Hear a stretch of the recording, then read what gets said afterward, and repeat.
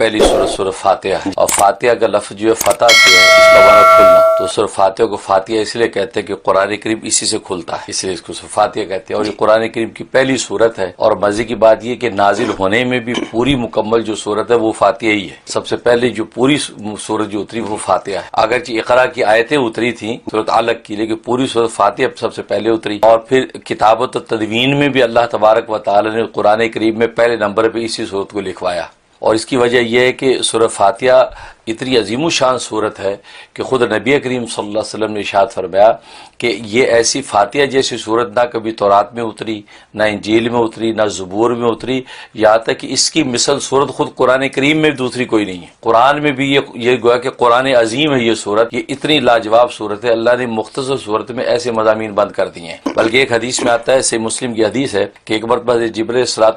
حضرت صلی اللہ علیہ وسلم کے ساتھ بیٹھے تھے تو ایک فرشتہ آسمان سے نازل ہوا۔ حضرت جبرائیل نے رسول اللہ صلی اللہ علیہ وسلم پہ عرض کیا کہ یہ جو فرشتہ اترا ہے یہ پہلے زمین پہ کبھی نہیں اترا،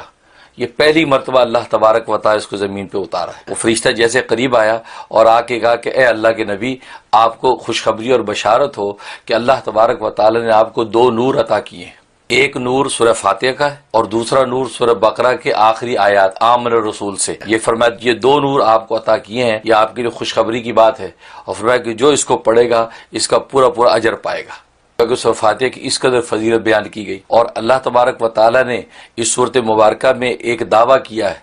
کیونکہ اللہ کی یہ سنت ہے کہ قرآن کریم کی صورتوں میں ایک دعویٰ کرتے ہیں، اس دعوے پر عقلی اور نقلی دلائل پیش کرتے ہیں، اور پھر ضمنی مضامین اس میں آتے ہیں۔ تو سورہ فاتحہ میں جو دعویٰ کیا وہ یہ کیا ہے کہ الحمدللہ رب العالمین کہ تمام تعریفوں کا مستحق اور تمام تعریفوں کا مالک اگر ہے تو رب العالمین ہے، یہ دعویٰ کیا اللہ نے۔ اب اس دعوے پر دلائل پھر آگے پیش کیے ہیں، تو باقی جتنی آیات ہیں وہ اللہ کی اس دعوے کے نقلی اور عقلی دلائل ہیں، اور اس میں اللہ تبارک و تعالی نے بندے کو مانگنے کا طریقہ بتایا کہ مانگنا کیسے ہے، کیونکہ بندہ جو اصل میں فزیکلی یا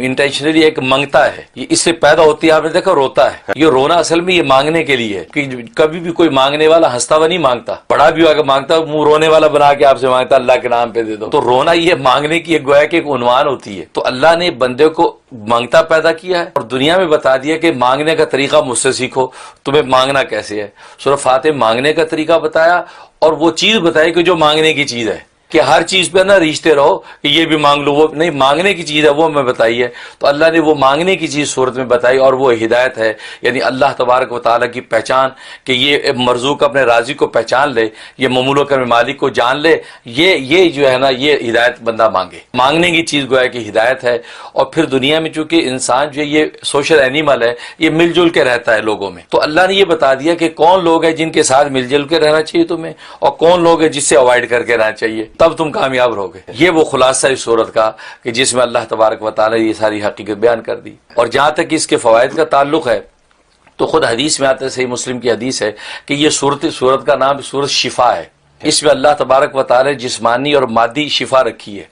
چنانچہ صحابہ اکرام سر کے درد کے لیے، بخار کے لیے، سانپ بچھو کے کاٹنے کے موقع پر، یہ تمام چیزوں کے لیے اس سورہ فاتحہ کو استعمال فرماتے تھے۔ اور خود نبی کریم صلی اللہ علیہ وسلم فرمایا کہ سورہ فاتحہ جھاڑ ہے، اگر کسی کے سر میں درد بخار ہے تو سورہ فاتحہ کو استعمال کرے۔ تو اس پر جو علماء نے پھر بہت سے اس کے تجربات کرنے کے بعد اس کے فوائد بیان کیے، ان میں سے ایک فائدہ یہ ہے کہ سورہ فاتحہ اگر کسی شخص کو کوئی بیماری ہے اور یا وہ ہمیشہ بیماریوں سے بچنا چاہتا ہے اور ہر طرح کی مشکلات سے بچنا چاہتا ہے، تو فجر کی سنت اور فرضوں کے درمیان یہ 41 مرتبہ سورہ فاتحہ پڑھا کرے، سنت پڑھنے کے بعد اب 41 مرتبہ سورہ فاتحہ پڑھے، پھر فرضوں کے لیے کھڑا ہو جائے۔ تو فرمایا یہ اگر کوئی زندگی کا معمول بنا لے تو دنیا کے سارے خزانے خدا اس کو دے گا، یعنی جسمانی صحت بھی دے گا اور اس کو روحانی مراتب بھی دے گا، اور کبھی کسی قسم کی کوئی پریشانی اس کو لاحق نہیں ہوگی۔ یہ ایسا عجیب نسخہ ہے یہ سورہ فرض کے دفعہ 41 مرتبہ سورہ فاتحہ کا۔ بس اس میں ایک چھوٹی سی تدبیر یہ ہے کہ جب بسم اللہ کو ساتھ ملائے گا تو یوں پڑھے گا بسم اللہ الرحمن الرحیم الحمدللہ رب العالمین، تو 41 دفعہ پڑھنا ہے فجر اور سنت کے درمیان، ہر طرح کا کمال۔ اور اس کے لیے ایک اور عجیب بات بتاؤں کہ آٹزم کا بڑا مرض ہے آج کل، بچوں کا 2-3 سال میں ہو جاتا ہے، یہ 41 مرتبہ فرض اور سنت درمیان کا یہ نسخہ اتنا مجرب ہے کہ اگر کوئی شخص 41 مرتبہ پڑھ کے اپنے اس بچے میں دم کرتا رہے اور اس کو پانی پلاتا رہے تو اس کا آٹزم ختم ہو جائے. یہ عجیب، کیونکہ نبی پاک نے خود فرمایا ہے کہ دماغ کے جنون اور سرا کے لیے جو ہے نا یہ صورت بڑی مجرب ہے. تو لہٰذا یہ جو دماغ کا جنون ہی ہوتا ہے، آٹزم ہو جاتا ہے اور انسان کو ایک خاص دیوانگی پاگل پن سا پیدا ہو جاتا ہے، تو اس پہ عمل کرنا چاہیے. یہ مرض ختم ہو جائے گا. پڑھ کے اس کے دونوں کانوں میں زور زور سے 2 پھونکے 3 پھونکے ماریں، پانی دم کر کے پلا دیں. بوتل میں دم کر لیں تو سارا دن اسی پانی میں اس کو پلاتے رہیں. تو یہ لکھا تو یہ کہ 41 ڈیز میں آپ تبدیلی دیکھیں گے کہ اس بچے کے اندر جو ہے وہ طبیعت اس کی بحال ہو گئی. یہ ایک فائدہ. دوسرا یہ کہ اگر کوئی شخص چاہتا ہے کہ مالی طور پہ میں خوشحال رہوں اور کبھی کسی پیسے کا محتاج نہ ہوں، تو اس کے لیے لکھا ہے کہ اسلامی مہینہ جیسے شروع ہو اس کے بعد پہلا سیٹرڈے جب آئے، ہفتہ آئے، تو فجر کے بعد جو ہے 70 مرتبہ سورہ فاتحہ پڑھے. 70 مرتبہ، اول آخر 11 مرتبہ درود شریف. تو ہفتے کو 70 مرتبہ پڑھے، پھر 10 کم کرتا جائے. اتوار کو 60 مرتبہ پڑھے اور اس کے بعد پیر کو 50 مرتبہ پڑھے اور منگل کو جو ہے وہ 40 مرتبہ پڑھے. اس طرح جو ہے وہ بدھ کو جو ہے وہ 30 مرتبہ پڑھے. پھر اس کے بعد جمعرات کو جو ہے وہ 20 مرتبہ پڑھے، جمعے کو پھر 10 مرتبہ پڑھے. تو یہ کر کے پھر دوبارہ ہفتے سے پھر اسی طرح 70. تو یہ اسی طرح یہ روٹیٹ کرتا رہے. تو یہ ہمیشہ اگر زندگی میں پڑھتا رہے گا، اللہ ہمیشہ مال و دولت کی فراوانی رکھیں گے اور کبھی محتاج نہیں ہوگا. اور یہ کب پڑھنا ہے؟ یہ جو ہے اسلامی مہینہ جب شروع ہوتا ہے کا، اس کے پہلے سیٹرڈے سے سٹارٹ کر دیں. فجر کا وقت، فجر کی نماز فارغ ہو کے یہ 70 ٹائم پہ پڑھ، 70 60 50 یوں کرتا جائے، پھر دوبارہ پھر 70 پہ آ جائے. یہ ایسا عجیب راز ہے اس کے اندر جو ہے، جن لوگوں نے اس کا اہتمام کیا ہے وہ بغلے بجاتے ہیں زندگی کی. وہ خوشیاں روحانی خدا نے مرتبے بھی دیے اور مال و دولت کی کمی نہیں چھوڑی. بلکہ میموری پر یاد ہے، میموری کے لیے زبردست یہ صورت کہ عصر کے بعد جو ہے وہ 41 ٹائم یہی سورہ فاتحہ اول آخر 11 مرتبہ درود شریف کے ساتھ پڑھ کے اپنے سینے پہ دم کر لے، ہو سکے تھوڑا پانی پی لے تو میموری ایسی ہو جائے گی کہ لاجواب. اور یہ 71 ڈیز یہ عمل کر لے تو حافظے کے لیے سورت کے اندر کمال تاثیر موجود ہے کہ اللہ کے قریب ہم ہو گئے ہیں، قربت مل گئی ہے. تو وہ اس کا کیسے پتہ چلتا ہے کہ ہم اللہ کے قریب ہو گئے ہیں، اللہ ہمارے قریب ہو گیا ہے. تو اس پر جو مجھے واقعہ یاد آ گیا کہ مولانا عبدالغنی پھول پوری رحمۃ اللہ علیہ، یہ حضرت کی ملومت مجدد ملت مولانا اشرف علی تھانوی رحمۃ اللہ علیہ کے خلیفہ تھے. بڑے مغلوب الحال بزرگ تھے، بہت اونچے معارف اللہ نے ان کو عطا کر رکھے تھے. انہوں نے قصہ لکھا کہ میں نے حضرت تھانوی سے سوال کیا. میں نے حضرت تھانوی سے پوچھا کہ بندہ ولایت و معرفت حاصل کر لیتا ہے، اللہ کی قربت میں پہنچ جاتا ہے، اللہ کی ولایت و معرفت اس کو مل جاتی، کیسے پتہ چلتا ہے اس کو کہ مجھے یہ ولایت و معرفت اللہ کی قربت مل گئی ہے؟ تو حضرت تھانوی رحمۃ اللہ نے فرمایا کہ بالغ جب ہو جاتے ہیں تو خود بخود ہی پتہ چل جاتا ہے کہ بالغ ہو گئے، کسی کو بتانا نہیں پڑتا. جیسے انسان جسمانی بلوغت انسان کو جب حاصل ہوتی ہے تو اس بچے کو خود پتہ چل جاتا ہے میں بالغ ہو گیا ہوں،